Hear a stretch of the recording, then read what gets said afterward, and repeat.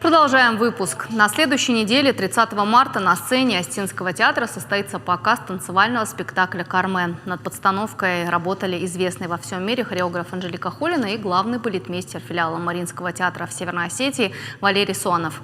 Исполнители ролей – студенты Владикавказского колледжа искусств. Показ пройдет в рамках всероссийской акции «Культурный минимум».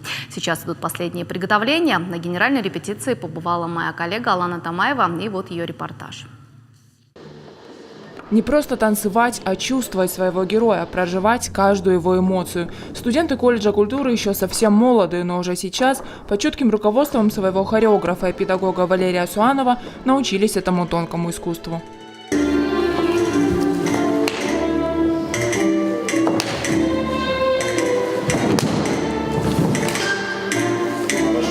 Репетиции проходят каждый день. Все элементы должны быть выполнены идеально. Все эмоции переданы в зал. Все для того, чтобы зритель забыл, что находится в театре, и ощутил себя на юге Испании. И кажется, юные артисты с задачей справляются. Очень тонкая драматургия, досконально им до них доносится, и они знают, о чем произведение. И путем очень длительных бесед мы их окунаем в ту атмосферу и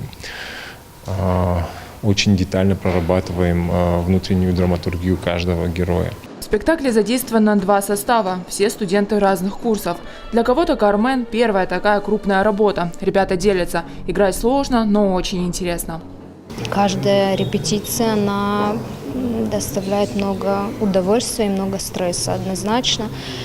И каждый раз приходится переживать новые эмоции, какие-то новые требования. И Валерий Суанович вкладывает в нас очень много сил. Он создает для нас абсолютно такие условия комфортные, но все равно работать однозначно тяжело. Это много нервов, много сил уходит. Но как-то собираешься, потому что это в радость, это огромное удовольствие, это очень приятно. Это очень сложно. Самое главное для меня – это актерское мастерство. Во-первых, реакция на Кармен, на все происходящее, на ее гибель. Это все мы должны передать зрителю.